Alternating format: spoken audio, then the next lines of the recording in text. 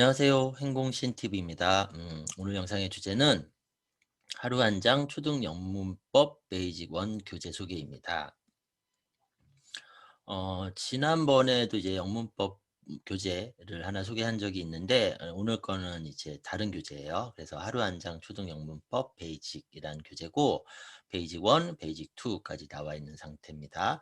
네, 이 교재에 대해서 소개를 좀 해볼게요. 네, 소개한다는 건 이제 괜찮다는 뜻이죠. 네. 어, 이전에 올렸던 영상은 이제 EBS 기초영문법 추천이었거든요. 네, 이것도 한번 참고를 해보시고요. 이제 그 페이지 1 교재에서 다루는 문법 내용은 어떤 것들인가 보면은 명사, 대명사, 비동사, 지시대명사, 일반동사, 조동사 네, 이렇게 다룹니다. 이렇게 다루고 있고 근데 문법, 그러니까 명사를 다룬다고 하더라도 뭐 어렵게 다룰 수도 있는 거고 많이 다룰 수도 있는 거고 이런 거거든요. 그래서 이것만 가지고는 이 교재를 이제 파악하기는 좀 아직은 좀 어렵죠. 네, 그래서 명사를 다룬다고 했는데 어느 정도 다루는지 좀 살펴봤어요. 봤더니 자, 이 교재는 한 장짜리예요. 하루 한 장에서 이제 한 장을 딱 빼가지고 이제 이렇게 공부하는 그런 형태의 교재인데 첫 번째를 보니까 명사 앞에 쓰는 어와 언 끝. 네. 그다음에 두 번째 장 보니까 명사 앞에 쓰는 더 끝. 네. 그다음에 세 번째는 복수형 SES. 그다음에 네 번째는 이제 IES, VES 복수형이죠. 네, 끝, 끝. 네. 그다음에 보니까 불규칙하게 변하는 명사.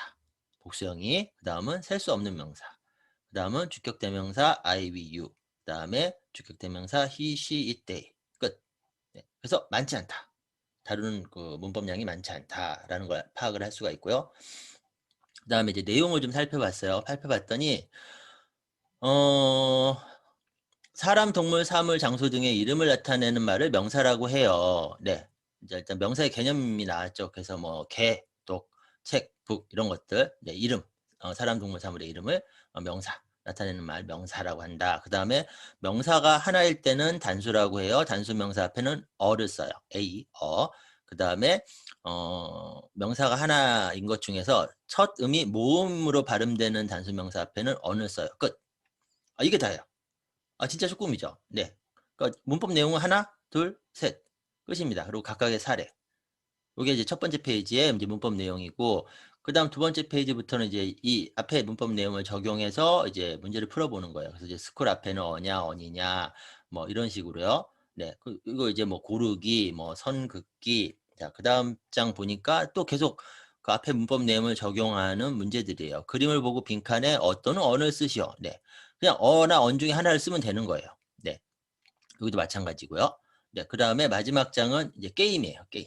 네, 게임인데 이제 문법 내용을 적용한 게임이죠. 게임식으로. 이게 다 끝. 되게 양도 적고 많지 않고 그다음에 문제 난이도도 이렇게 어렵지 않고 그래서 되게 쉽다. 되게 만만하다. 네, 이런 생각이 드는 교재입니다. 게다가 QR코드로 영상도 볼 수 있어요. 그러니까 이제 아이가 직접 읽으면서 이제 내용 파악을 할 수도 있고 그게 아니라 이제 스마트폰으로 QR코드 딱 찍어가지고 이거 보여주는 거예요. 그럼 아이는 그냥 가만히 이렇게 보고 있으면 돼요. 요즘 아이들이 또 영상 세대잖아요. 그러니까 이제 익숙하죠. 그럼 이제 선생님이 앞에 있는 문법 내용을 이제 영상으로 쭉 설명을 해주시는데 이 영상 길이가 뭐 2분, 뭐 3분, 되게 짧아요. 그러니까 이제 부담 없이 또 볼 수 있는 거죠.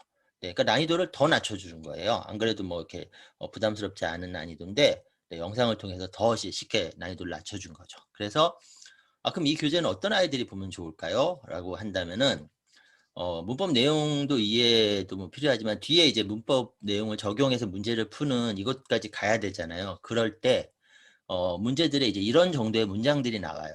단문들이죠. 그래서 이제 이런 정도의 문장들에 좀 익숙한 아이, 이런 정도의 문장들. 네. 이 정도 문장에 익숙한 아이라면은 앞에 문법 내용도 많지도 않고 또 어렵지도 않기 때문에 충분히 소화를 할 수 있는 교재로 판단이 됩니다. 그래서 제가 내린 결론은 이 미래에는 하루 한 장 초등 영문법 베이직 이 교재는 초등 때 영어 문법을 시작할 때 쉽게 할 수 있는 첫 번째 교재. 네, 저는 이렇게 생각이 됩니다. 네, 제가 다른 영상에서도 말씀드렸는데 이제 영어 문법은 초등학교 5학년 정도에는 시작을 해야 된다라고 말씀을 드리거든요. 네, 근데 이 정도 교재라면은 단문에 좀 익숙한 아이라면 4학년 때 시작을 해도 소화할 수 있을 것 같아요. 3학년은 잘 모르겠는데 네, 그래서 4학년, 5학년 요 시기에 첫 번째 영어 문법책으로 부담 없이 편하게 할 수 있는 네, 그런 교재로 보이고요.